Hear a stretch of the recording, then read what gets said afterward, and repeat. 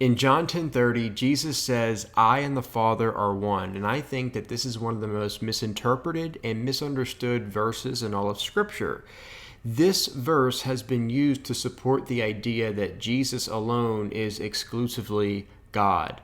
But I don't think that this is what Jesus is saying here. I don't think that this was something he was teaching. And so in this video, we're going to be exploring this saying, "I and the Father are one," and what it really means and why it's important and why it matters. And also for the next few weeks, I'm going to be exploring some of the other mystical sayings and non-dual teachings of Jesus that we find throughout the canonical Gospels and in some of the non-canonical Gospels, like the Gospel of Thomas. And so today we're focusing on "I and the Father are one." This is a very profound, a very famous saying of Jesus. And again, I think it has been misinterpreted and misunderstood for many years by many people. And so I'm going to share my thoughts on this, how I see it, and why I see it that way. So in John 10:30, it starts off with Jesus saying, "I and the Father are one," and then immediately the Jews pick up stones to stone him. And Jesus is like, "Well, wait a second. For which one of my good works am I being stoned for?" And they're like, "No, it's not because of any of your good works. It's because you, being a man, are claiming to be God." Pause. Now, at this point, and this is John 10:30 through 36, or through 36 or 37, somewhere around there. So you can find this passage there. But so what's happening here is Jesus makes this claim, this statement, "I and the Father are one," and immediately the Jews are ready to stone him. Why? Because they're thinking that Jesus is claiming to be God, and that's what they say. Because Jesus was like, "Well, what am I being stoned for? Is it because of my good works?" And they reply back and they say, "No, it's not because of any of the good works that you've done. It's not because of that. It's because you, being a man, are claiming to be God." So that's what they were thinking. That was their perception. Now the question is, and we'll find this out later in the passage in these next few verses, but the question is, is this what Jesus meant? Did he mean, when he said, "I and the Father are one," did he mean that he alone was God? Because that's how it was being interpreted in the first century by the Jews who were around him when he said that. And this is also how it's interpreted today in the 21st century. And this one verse, this one line from Jesus has been used tremendously to support the idea that Jesus is God in an exclusive way, in a superior way that makes him above all, that makes him the creator of all things, and everything that comes with that title, that label of being God. So is this what Jesus meant? Well, when the response is you being a man or claiming to be God, Jesus has the opportunity to clarify what he meant by that statement. And so let's see what he says. In the next verse, or a few verses after that, Jesus says something like this. He says, "Well, wait a second. Why are you accusing me of blasphemy?" Because it literally says in your own scriptures, and he quotes Psalm 82:6, it literally says that "I have said you are gods." And so then what Jesus says is this. He says, so if throughout the scriptures, those who have proclaimed the message of God have been called gods, little g, then why are you accusing me of blasphemy for claiming to be a son of God or God's son? Now, he doesn't say the Son of God, which in most English translations you'll find the, but it's not there in the Greek. It's just a Son of God or God's Son. And so Jesus wasn't even claiming to be exclusively God's Son here, because he even talks about how some of the prophets of the Hebrew Bible were considered to be gods, or were considered to be they were considered to have some kind of special relationship with God. And so that's what Jesus is saying. So again, this is his opportunity to clarify what he means. If what he meant by that statement, I and the Father are one, is I am God in this exclusive way, then he would have said that. He would have clarified that when they were going back and forth. But no, what does he say? He quotes their own scriptures, and he says, it literally says that you are gods. Now, what does it mean to be a son of God or a daughter of God? That's the question, because that's what Jesus says. Well, what it means to be a son of God simply means to be a son of means of the nature of. So to say that you are a son of God means that you are divine. It doesn't literally mean that you are somehow, some way like this biological birth son or daughter of God who is some kind of male deity up there in the sky. No, that's just another way of saying that someone is divine. It's another way of saying that their nature is not just human. It's something so much more than that, right? So that's what Jesus is actually saying here. And this is two times. The first time he quotes Psalm 82:6. He says, you are gods. That was his first opportunity to clarify what he was saying. Then he has a second time. And the second time he comes around, he says, I am a son of God. But it's not just me. See, Jesus never limited the divine nature to himself exclusively. Although religion and Christian fundamentalism has turned it into that, which, and I've talked about this in other videos too, a pattern, a paradigm that we see in many other traditions is you have some kind of teacher or sage or mystic or enlightened being who comes to the earth with some kind of profound message that is full of liberation and love and truth.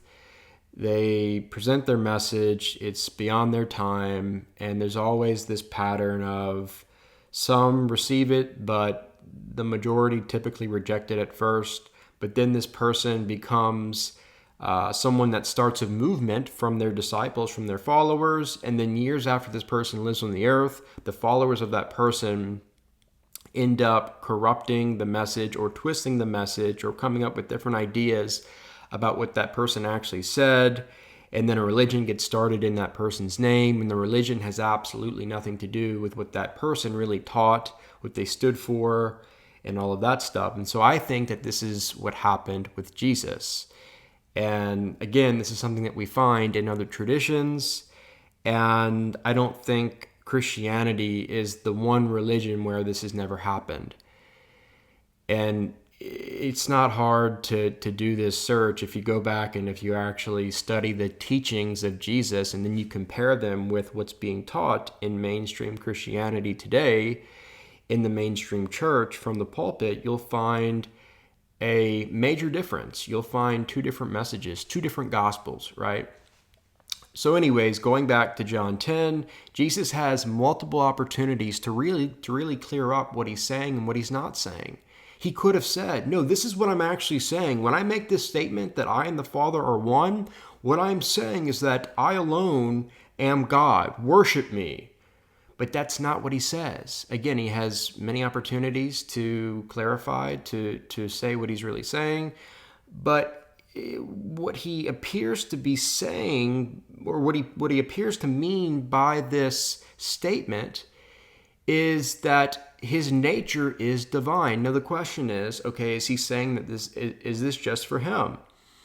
Is he the only one that is one with the Father? Well, as we go throughout this passage in John, what he eventually says is, this is what I'm saying, I'm a son of God, but don't believe what I'm saying, believe my works.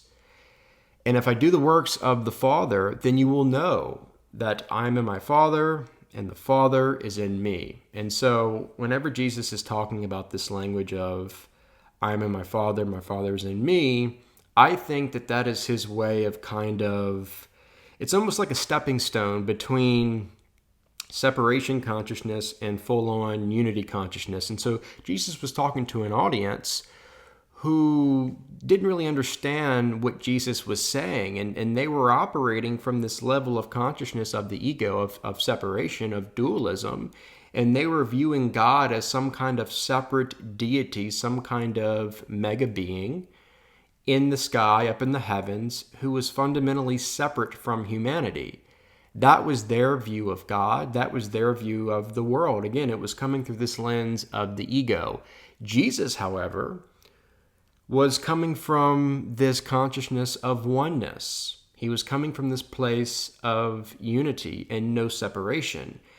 But with this came wisdom and intelligence. And so he knew that he had to be really careful with what he was saying to the public audience, to the big crowds, because he knew that not everyone was ready to hear and understand what he was going to be presenting. And that's why Jesus had his public teachings, and then he had his private teachings that I think he talks about this, or it says something about the secret teachings of Jesus in Matthew. And I believe that those teachings can be found, some of them can be found in the Gospel of John, but most of them can be found in the Gospel of Thomas. And so for the crowd, he would say one thing, or he would talk primarily, or he would teach primarily in parables. But whenever it was just him and his disciples, we find a completely different style of teaching. And he's more direct. He still uses parables every now and then, but he knows that with some of his close followers, he can start to really open them up to the reality of non-duality. And so, again, when Jesus is talking about, I am in my Father is in me, you are in me, this is that language of the in-between. It's not separation consciousness, but it's also not full-on oneness.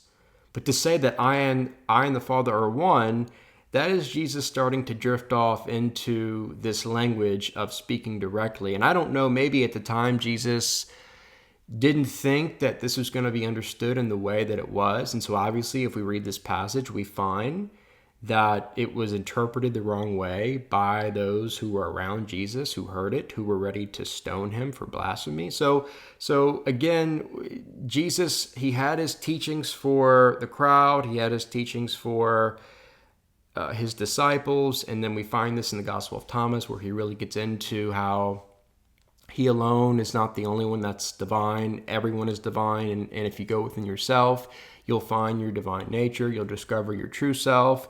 You'll transcend the ego. But even with this, even like in the canonical Gospels, I think it's Matthew 16, what does Jesus tell his followers, his disciples? He says, hey, look, if any of you wants to follow me, you must deny yourself and pick up your cross, because this is the only way. Now, what does he mean by this? What does he mean by deny yourself? What self is he talking about? Well, obviously, he's not talking about the physical body.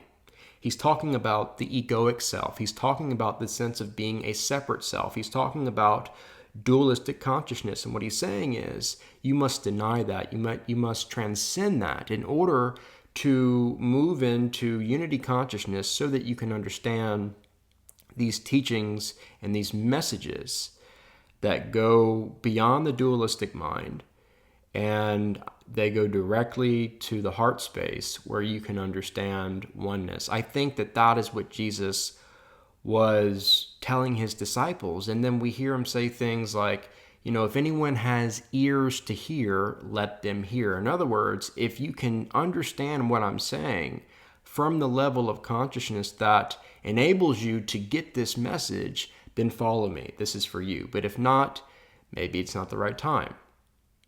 And so I think that it's important to keep this in mind when we're reading the scriptures.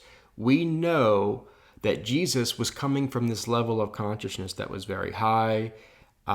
He was coming from this place of realization that he was not separate from God, but that he was one with God.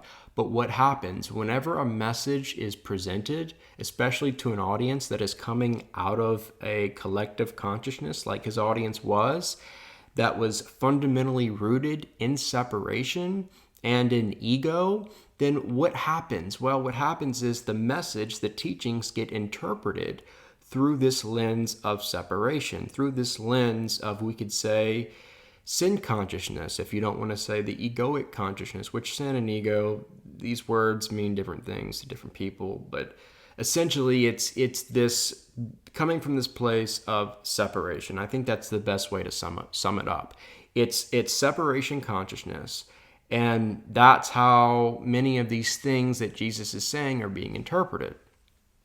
And in John 10, this is one of the first times where Jesus starts to kind of speak directly. And this is really one of the only times we find him speaking super directly in a situation where, in a space we could say, where there were people around him who definitely were not ready for that kind of message, because it was completely against what the audience, what his religion, what his tradition was believing at that time, and what the whole system was about at that time. And so it was a message that was counterintuitive, and it offended a lot of the people of his time, because, again, to claim any kind of special relationship with God, it's not even a person claiming to be God, although that is very offensive and considered to be blasphemy during that time in that tradition. But it was also for those who claimed to have some kind of special relationship, like I said, or equal in any way, shape, or form. And so there were different ways one could commit blasphemy when it had to do with God and how one was in relationship with God. But for Jesus, it doesn't end with him, and it doesn't end with them, for those that he mentions in the scriptures, in the Hebrew scriptures. And as he continues to teach, what becomes apparent, what he reveals, is that the divine nature, being a son of God, is not something that is just for him. The gospel is not that Jesus Christ alone is the one and only Son of God. No, the gospel is that we are all sons and daughters of God. The gospel is that we are all divine. And that is what Jesus came to present. That is what he came to share. But it was going against the mainstream of his religion, and that's why he got a lot of pushback for it. So one of the things, if we go back to the Gospel of John, one of the things that Jesus says in John 14 is that what he is saying is not actually him saying it. It's the Father in him saying it. And then in John 5, Jesus says that I can do nothing on my own accord. It's not me doing the works, it's the Father in me doing the works. Everything I'm doing is the Father. So according to Jesus, everything that he is saying is the Father saying it. It's not him. And everything he is doing is not him doing it. It's the Father doing it through him. Again, for Jesus' audience, they're coming from this place of separation consciousness and the ego. And so they were viewing Jesus, they thought that Jesus was just this man, this separate self. They had no idea that the true essence of who he really was pure consciousness that transcends the body and the mind, and that here he is indeed fundamentally one with God, but so is everyone else. They didn't get that. They didn't understand that at the time. And so, again, what Jesus has to do is he has to use this language. He has to speak in ways to where his audience, even his close followers, could start to transition from this place of viewing God as something or someone that is distant to someone that is close, that is near, that is relational. And that's why I think Jesus uses the word Father to point to God. I think in using the word Father, Jesus is really putting God in a way that is relational, which is another way of bridging the gap and presenting God in a way that's close, that's near, instead of this distant deity. I think that was something Jesus was very much aware of, and it was very strategic. And so this was a great way to move his audience into the reality of oneness. And so he's calling God the Father, but also for Jesus, God was not some kind of being. God was not some kind of separate, distant deity. No, for Jesus, God was the ground of all being. For Jesus, God was the source of all life that is within everything and everyone, from which all of matter and all the forces of the universe are emerging from. And Jesus knew that his true essence, beyond the body, beyond the mind, beyond the ego, was one with this presence, and also fundamentally this presence. So it's not just even saying that I am one, I am somehow connected to this presence, can be in a way still some separateness. But ultimately that gap gets closed when there's this realization of oneness, of there is no me and God, there's just God. There is no separation between any kind of, between me and any kind of deity that's up in the sky somewhere. No, there's just God's being. There's just the divine presence. There's just Brahman, as they say in Hinduism. And so here's the thing, going back to John 10, if what he meant by this statement of I and the Father are one, is I alone am exclusively God, then this becomes problematic, because in John 17, Jesus is praying. This is the intercessory prayer. And when Jesus is praying, he prays 3 times that his followers and that the world would ultimately experience the same exact oneness that he has with the Father, which again, he's calling God's presence, the divine source consciousness. He's personifying that with the word, with the name Father. But this is not to be taken in a literal way. In other words, Jesus is not referring to some kind of male deity or something like that. No, this is just a personification of the source of all life, of pure consciousness itself, from which everything and everyone and all of matter and all the forces of the universe are arising from. And so anyways, Jesus is praying that the world would realize that we are one with Source and that there is no separation. And so whatever Jesus meant by this claim of I and the Father are one, he's praying for everyone else to have this same experience, for everyone else to have the same realization. And it's a realization because in John 14:20, Jesus tells his disciples, he says, in that day you will realize that I am in my Father, you are in me, and I am in you. And again, this whole language of I am in you, you are in me, I'm in the Father's in me, the Father's in you. This is just that stepping stone into unity consciousness, because you can't take someone who's in separation consciousness and just go full on oneness. They'll never get it. There has to be some kind of progression, some kind of stepping stone into this greater expansion of consciousness where oneness is fully realized. And so at the time, I think that this is how Jesus was speaking to his audience, to his disciples. I think they were almost there.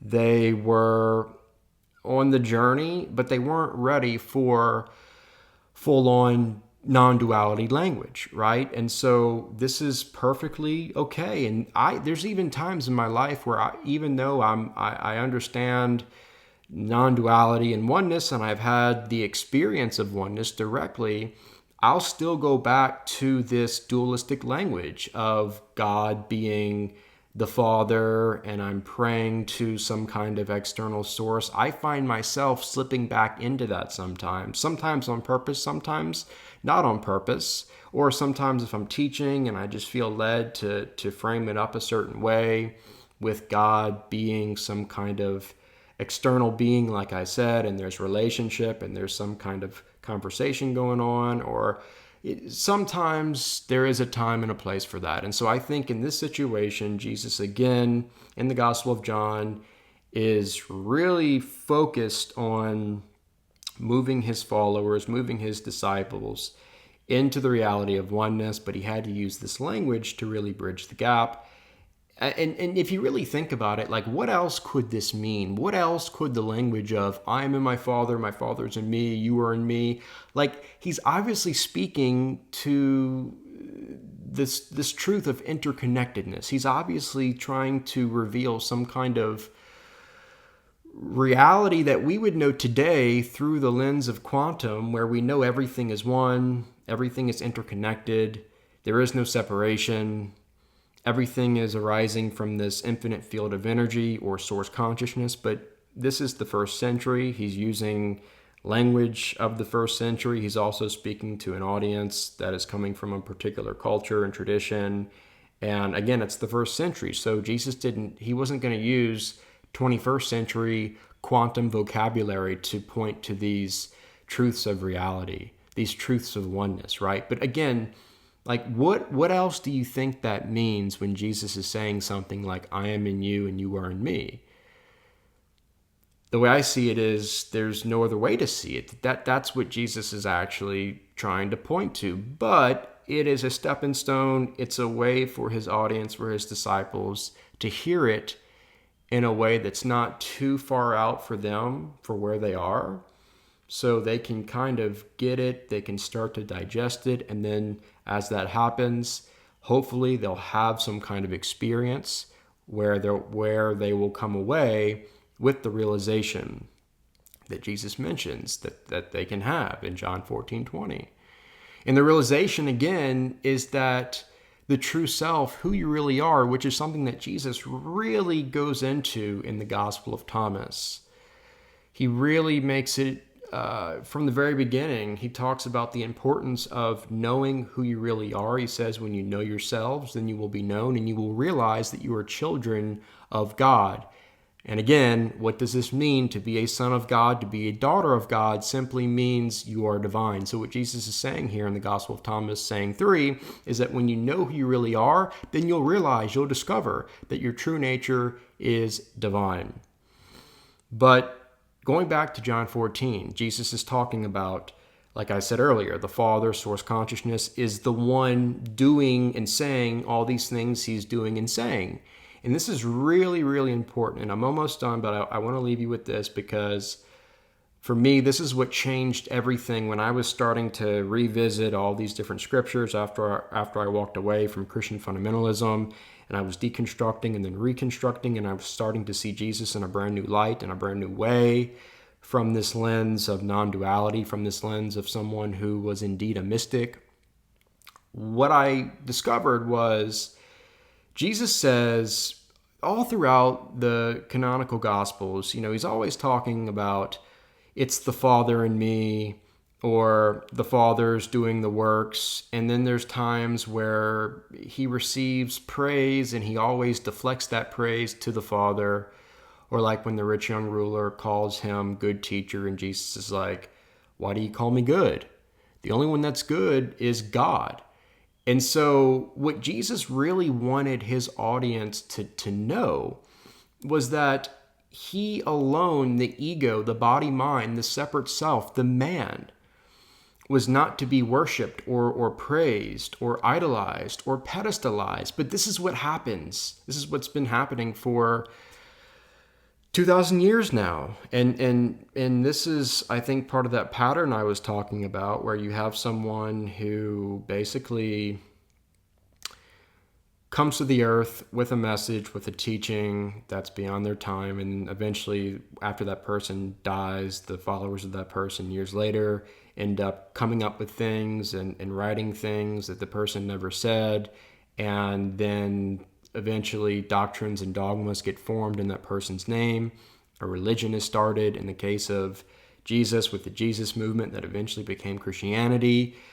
For that, it merged with the political power of the time, the Roman Empire, around the 4th century, and that's when the religion started in Jesus' name. But if we go back to the roots of Jesus, we find something, like I said earlier, that is profoundly different than the religion, than the tradition that came about centuries after Jesus lived on the earth.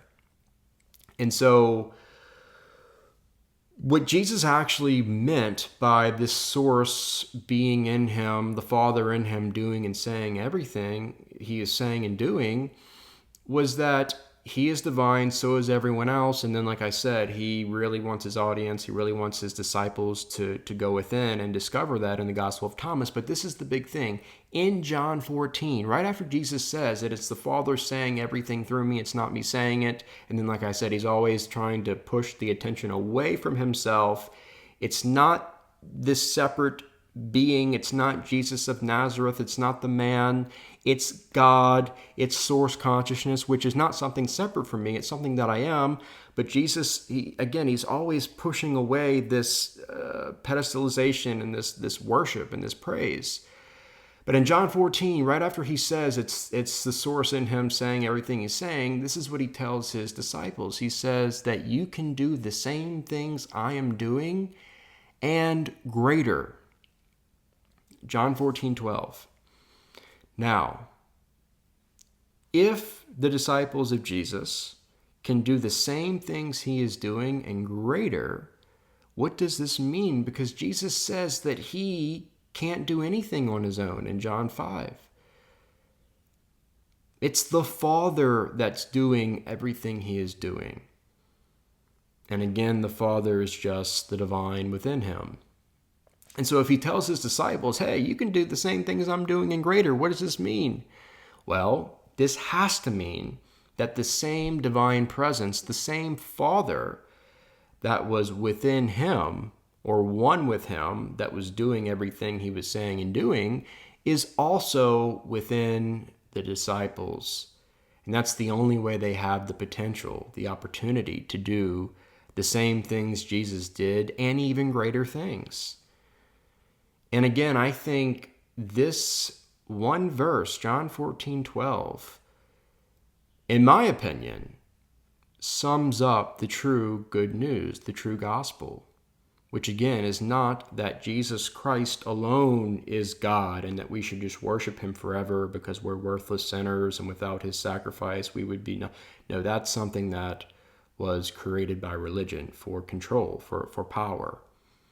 But Jesus never said any of that. What he did say was this: you can do the same things I am doing and greater. Why? Because the Father that's in me is the same Father in you. And that Father, that divine essence, is who you really are. That's the gospel. The gospel is we are all divine and we all have divine potential beyond any kind of egoic limitation. And this is what Jesus is inviting his true followers to wake up to. He's inviting them to transcend who they think they are, the false self, the ego. If anyone wants to follow me, let them first deny themselves, deny who you think you are, deny the ego, deny this programming and conditioning of separation consciousness.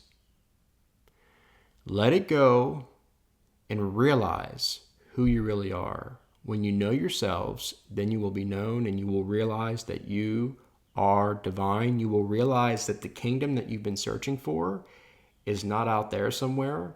It starts with going within and realizing that it's always been within you. And then once you awaken to that, then you're transformed from the inside out. You transcend into unity consciousness and you see that everything is one. To say that I and the Father are one is not to say that you are one with this deity up there somewhere. No, to say that you and the Father are one is to say that you are one with everything, because God is everything and nothing. That's what the mystics say. Because everything, all of matter, all the forces of the universe, at the quantum, at the smallest quantum level, is just pure energy, or we could say pure consciousness. And that is what God is. That is the divine. That is source. And that is something that we are not separate from. That is something that we are. And when we awaken to that, we're transformed and we experience the life and life more abundantly that Jesus talked about. Because we're free of what's been limiting us. We're free from what's causing all of our fear and anxiety and worry and anger and insecurity, which is this egoic consciousness. I think that at some point in Jesus' life, probably when he was younger, he had this realization, he had a mystical experience where he knew after this experience that this egoic construct, this belief of being a separate self, is illusory. And he realized oneness with God. And this is not something that has just happened to Jesus. This is something that has been happening to people for thousands of years. And we find it in almost every single tradition. But I think Jesus had this experience, and in other traditions, it's called different names like Samadhi in Hinduism, or Satori in Buddhism, or cosmic consciousness, or unity consciousness, like I keep saying. There's different names for it, but essentially, I think Jesus has this experience when he's younger at some point, and then he doesn't know what to do with it because no one else that he knew in his tradition at the time had this experience of oneness. And I think, we have the missing years of Jesus, which are from the age of when he was 12 to 30. So it's 18 years, the missing years of Jesus, which that's a whole another thing I'd love to make a video on, because I've always wondered about that. It's like, well, wait a second. You mean to tell me that there are no writings, there's nothing that we have that talks about what Jesus was doing in those missing years? And they'll say, oh, well, he was just a carpenter, or we don't really worry about that. He was just growing up, and it's like there's something that's off with that. And I think that there is something out there, and there are some people who claim to have.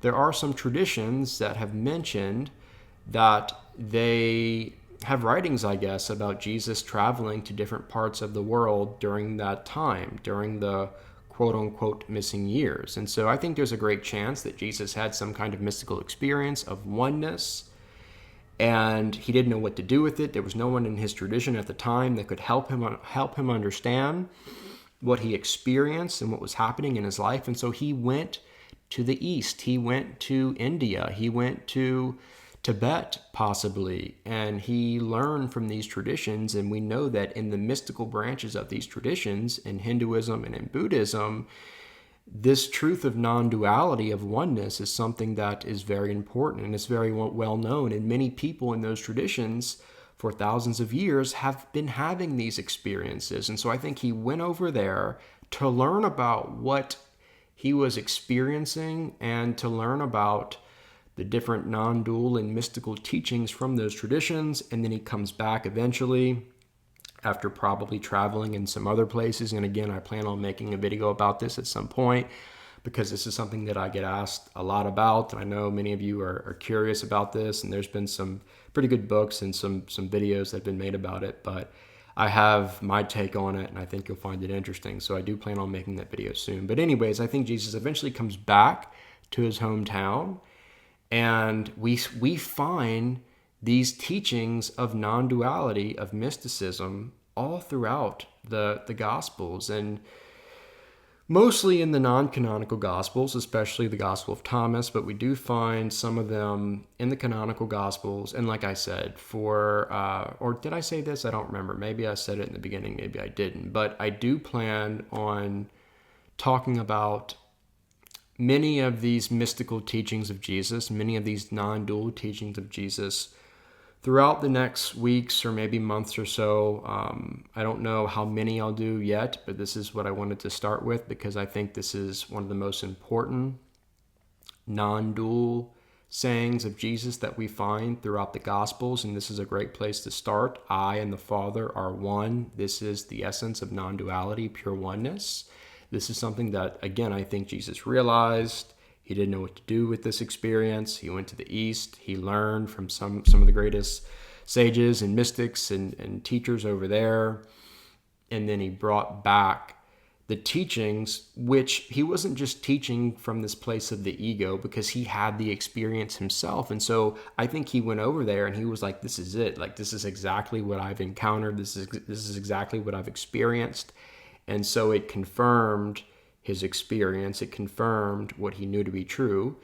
He brought it back, like I said, and this is what we find all throughout his teachings. These teachings have been misunderstood, I believe, because, or let me say it like this.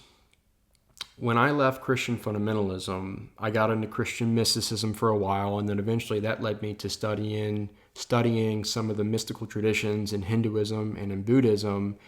And in studying the mystical traditions in Hinduism, Buddhism, and even Taoism, this is what enabled me to really understand what Jesus meant by so many of these things that, obviously when Jesus was saying and teaching these things to his first century Jewish audience, it was foreign. It was so far out. They didn't understand it because you don't find any of this stuff. All these mystical teachings that I'm going to be covering in these next few weeks or months, we don't find any of this in the Hebrew Bible.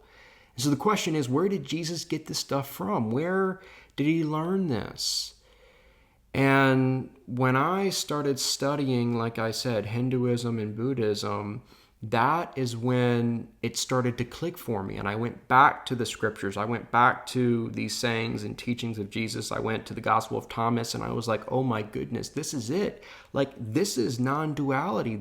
These are the same mystical teachings that we find in the Eastern traditions. And so for me, it just makes the most sense to think that at some point during the missing years, when else could it have been, Jesus went over there to the East to learn these universal, timeless truths, and he paired it with his direct experience, and that's what we find all throughout the Gospels. And again, I think it's been interpreted through the lens of dualistic consciousness or separation consciousness or the ego or through literalism, and it's just been corrupted and distorted. The original teachings and the original message of Jesus because of this. And so this is why it's very important for us, and Jesus knew this. This is why he kept saying, if anyone has ears to hear, let them hear.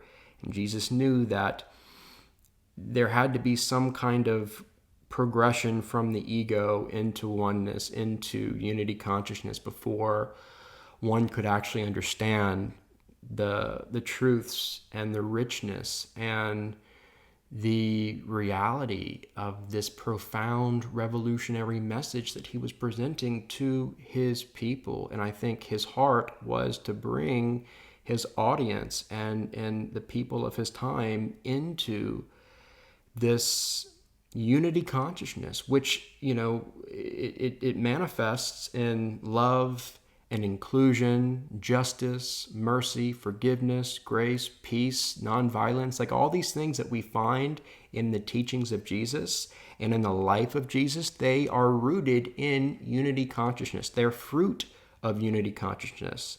This is the byproduct of that. And so again, I think this is what Jesus ultimately came to do.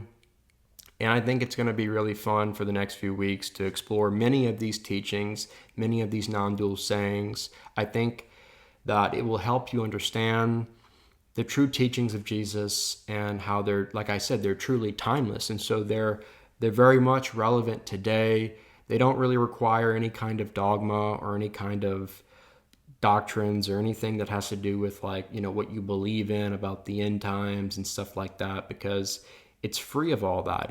It's non-duality, which is, a lot of it has to do with being fully present in the now, understanding that the kingdom is within, and then being transformed by that and becoming the light of the world. Okay? So I think that's it for today. If you found this video helpful, informative, or insightful, please leave a thumbs up at the bottom of the screen, and be sure to subscribe to my channel if you haven't already. Thanks for watching, and I'll see you next time.